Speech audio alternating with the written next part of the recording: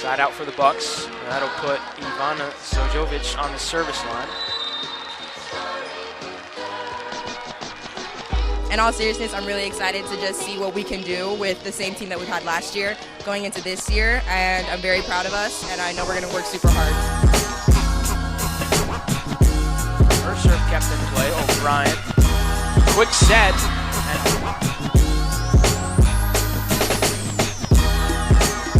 Have another chance. This time it's Zujovic, and she finds a spot.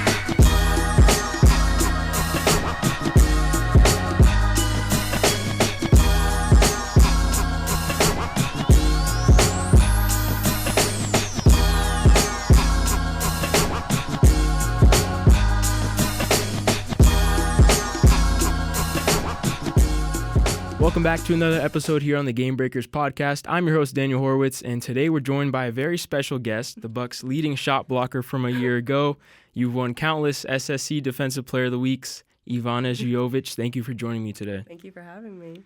Yep, so I want you to give a little introduction first, but my first question to you is, what was that spark or the moment that you knew volleyball was something you wanted to take seriously?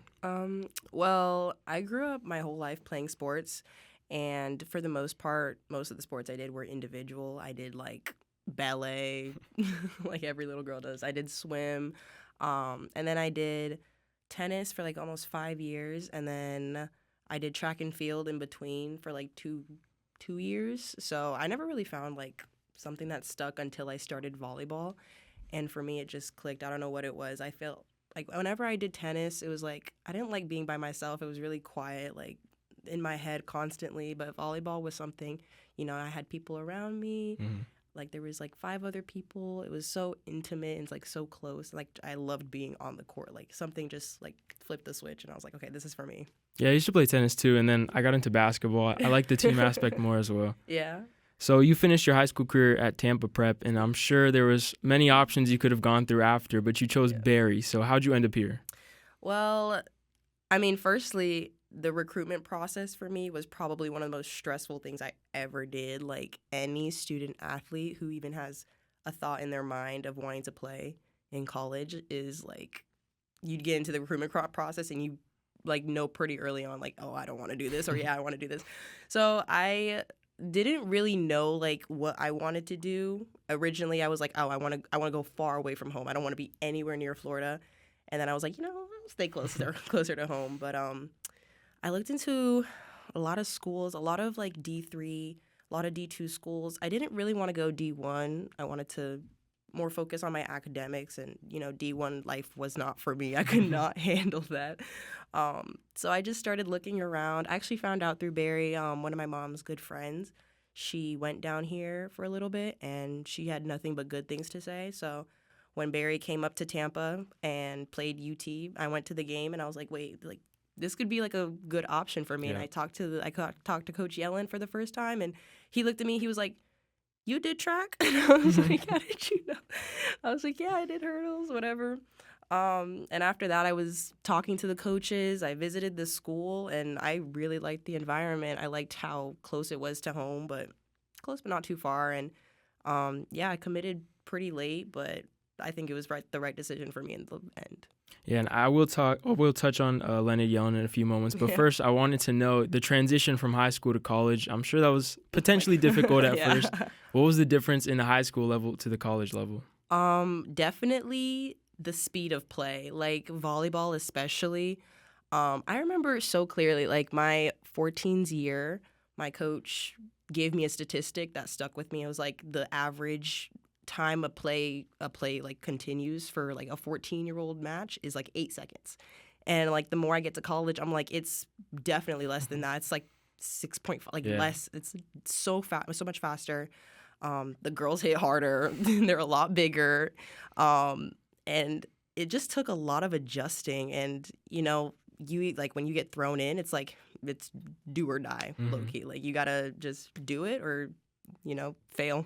And you played a lot as a freshman, so I you're thrown actually did into not the fire expect right that. away. Oh, really? No, actually, fun fact. So I was a walk-on originally. And when I came into Barry, I was like, you know what? There's a lot of middles ahead of me, a lot of really good senior middles, a lot taller than me too. So I really just wanted to focus on developing and getting better. And then coach put me in, and I was like, what? Let's do it. But yeah, let's go. So I see you earned Dean's List honors both semesters last year and named to the SSC Commissioner's Honor Roll. I want to talk about the transition off the court as well. How do you manage the schoolwork and your life off of the court along with your practices every day and your workouts and all that mess? Well, I'm going to be so honest. I'm a big procrastinator. It's like I just am. As we all are. Yeah, but I feel like at the end of the day, I'm always going to focus on my academics first of all, regardless. Like if it takes me 3 hours, 1 hour, 5 hours in the library to get it done, I'm going to get it done. Because, like, if I don't get my academics done, I'm not going to play. Like, I can't play. That was just something ingrained in me, even by my parents. They were like, if you don't do well in school, you're not playing, period. Like, you don't, like, even now, if you're not academically eligible, you can't play. But, like, for me, it's like I can't live with myself if I have a D in class and I'm out on the volleyball court. I don't want to be like a stereotypical jock, like, oh, like, she's just dumb. Yeah. So what about your parents? Were they big mentors for you in the sport? Did they play volleyball at all? Or No. No? I'm actually my mom's sister, she played volleyball. And after my mom played track, she did track all of middle school, high school, scholarship in college. My dad's a big soccer guy. My brother plays soccer, and then I did volleyball. And my parents, they didn't know anything about volleyball. They did not know anything, but they know sports. Like they know competitiveness. They know drive. So, I was really grateful to my parents, especially my mom. She took the time to learn all the rules, like take me to all my practices, find me good coaches. And even though she didn't know anything, she really did her best and she tried. And I really appreciate that. And then eventually my sister ended up playing volleyball too, right after me. So I had my little pepper partner too at the end of the day. But yeah. Sounds like everyone was at least athletic, so that probably gave you a good foundation. Yeah. Another potential mentor, Leonard Yellen, we'll get into it now. He coached 25 seasons at the Division I level in Louisville and Syracuse. Mm-hmm. What experience has he brought to the program, and what are some big lessons you've learned playing under him?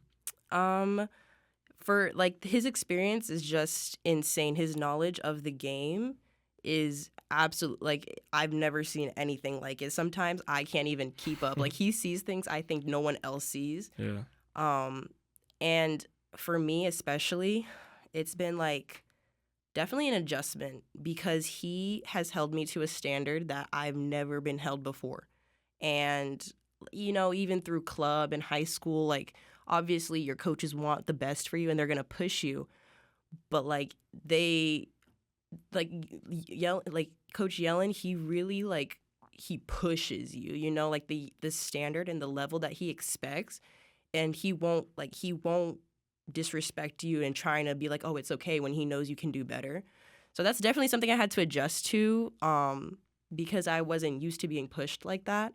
Like probably not even by my parents, but it's definitely given me tougher skin, definitely made me like, you know what, I can do better. Mm-hmm. Yeah, that is the mark of a good coach is being able to push and get the most out of the players. Mm-hmm. And we were talking a little bit before the recording about how your practice was like. You said 3 hours. I was shocked. So run me through a day of practicing, the weight room, the court. What does that look like? Okay. So I usually start my day off like early. I have classes in the morning typically. And then 2 o'clock comes around, we got lift. So Coach James Carr, shout out, you the best. He sets up our workouts really well. He really knows what he's doing. Mm-hmm. We alternate leg day, upper body, a lot of plyos, a lot of jumping, a lot of injury prevention.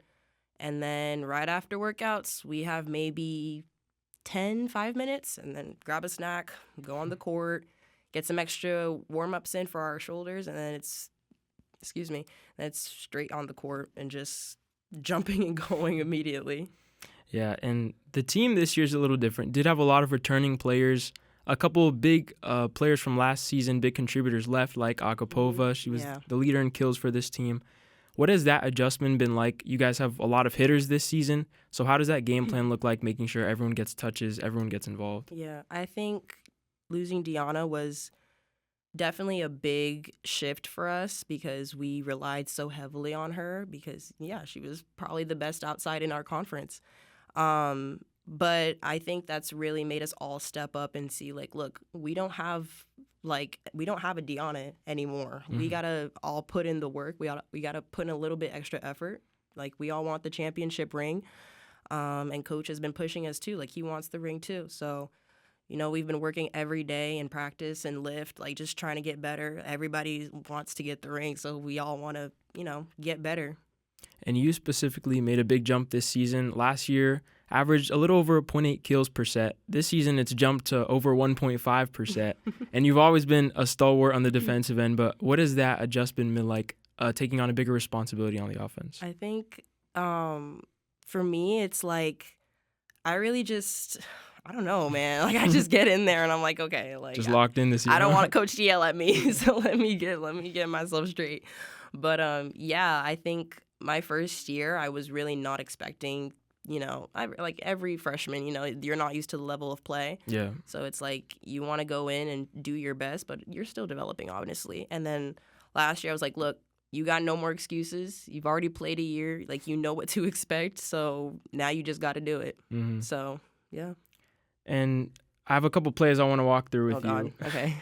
It's not film review or anything, but I want you to talk me through some plays. So I have a couple on the offensive end first.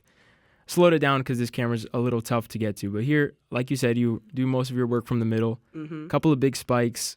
This was from a game earlier this season, home opener against Duville. I remember. And then another big spike. And then look at the celebration, too.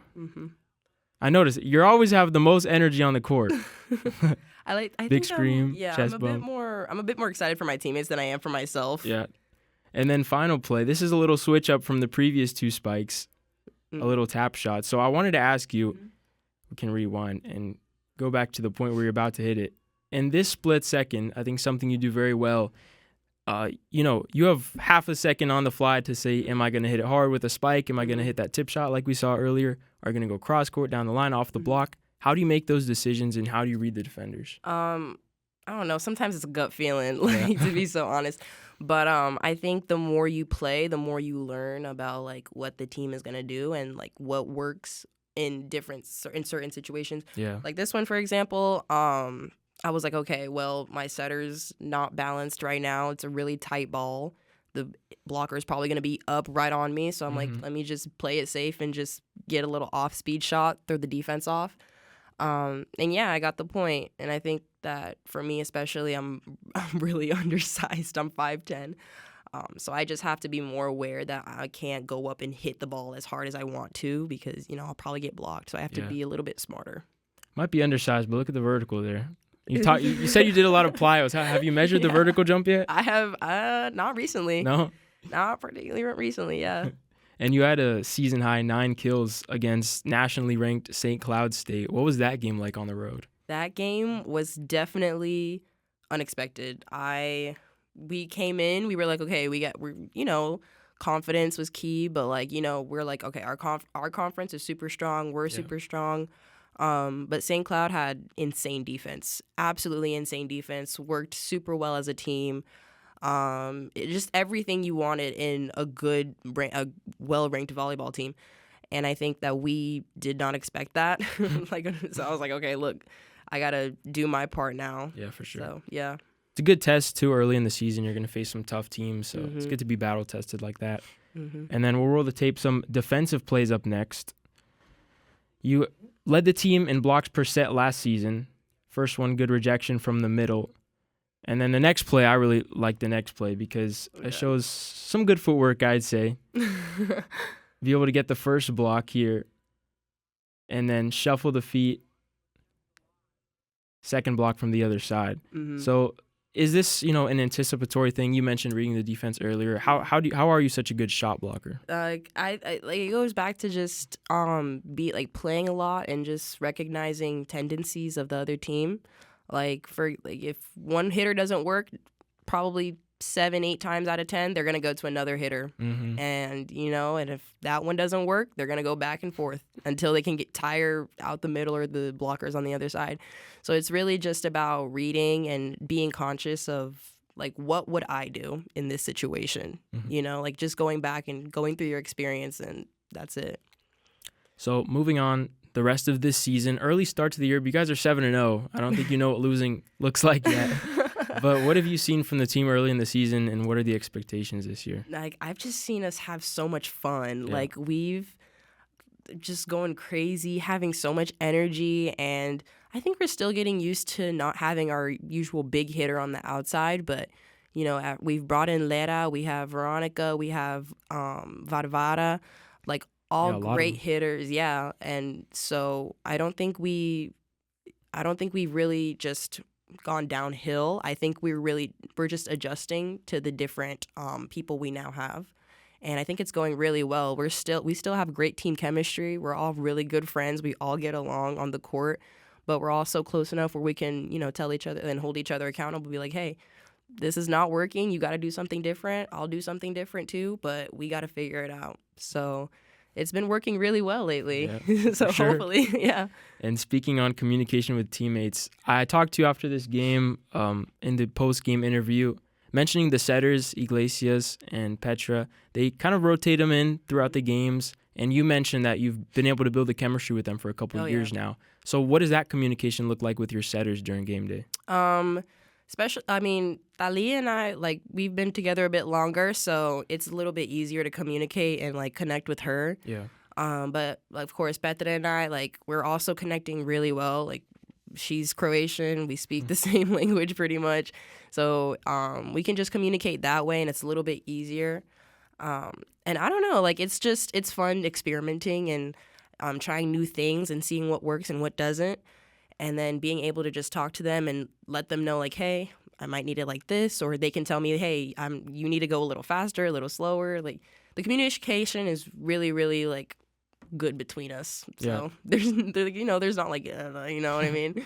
That's a good thing. Mm-hmm. So moving on, I've got some rapid fire questions for you, just quick answers. Okay. First one, favorite pregame meal? Go squeeze. Go squeeze. But specifically the active one with the electrolytes. Got you. Favorite sneakers to play in? Ooh. I really like the KDs from last year. That's a good Those choice. were nice, yeah. Yeah, I used to play basketball. I like playing in KDs. Mm-hmm. And the school provides you with shoes, right? Yeah. Nice. Yep. It's a perk for sure. Yeah. Favorite, doesn't have to be pregame music, favorite song in general? Ooh. I don't know. It changes every day, to be honest, whatever mood I'm in. But for pregame, I like you listening to, like, either rap or Latin. You know, just get me hype. Give me a top 3, your favorite artists. Okay. I'm going to have to go with, like, ooh. This is something I have to, like, look on my Spotify for. Hey, you're on the spot. Okay. I'm going to go Rihanna. I'm going to go Future. Future's up there. And then Kendrick. There you go. Those are good choices. Mm-hmm. Okay. Favorite place you've traveled to for a tournament or game? Ooh. Like college career or like any? We can go any. Any? Ooh. I've been to a lot of places. Ooh, New Orleans. Oh, yeah? Definitely. 18th year of club, my 18th season, we went to New Orleans. Best experience ever. Any fun stories from there? But yeah, we went on, we had a team dinner, went on Bourbon Street at night, and it was right after Mardi Gras too, so there was still a lot of events and parties going on, so yeah, it was a great time. All right, I've got one last question for you. Okay. If you could give one piece of advice to freshman Ivana, what would that be? Or to any young players aspiring to get to your spot? Just keep pushing. Don't let yourself tell you that you can't do it. You know, like, there was a lot of times where I was like, oh, I want to change my major. Yeah. I don't want to play. Like, it's a privilege to be here and be able to play and be able to be pressured like this, you know? So just take it all, like, in grace. Take your time, you know? If you need a little bit, take that little bit. But at the end of the day, like, you're here to play and you're here to get that education and you're here to win. So, you know, win, you know? There you go. And once again, I want to thank you for coming onto the show. Thank you were you. great. I want to wish you a healthy and successful season this year. Thank you so much. And if you guys want to catch Ivana and the rest of the Bucs team take the court, you can tune in on the Sunshine State Digital Network. That's sunshinestateconference.tv. Mm-hmm. Their next game is this Friday against Nova Southeastern. Yes. So you're excited for the first Very. conference matchup. Yep. And for myself, Daniel Horowitz, thank you for tuning into this week's episode here on the Game Breakers podcast. Make sure to like and subscribe for more content, and we'll catch you in the next one.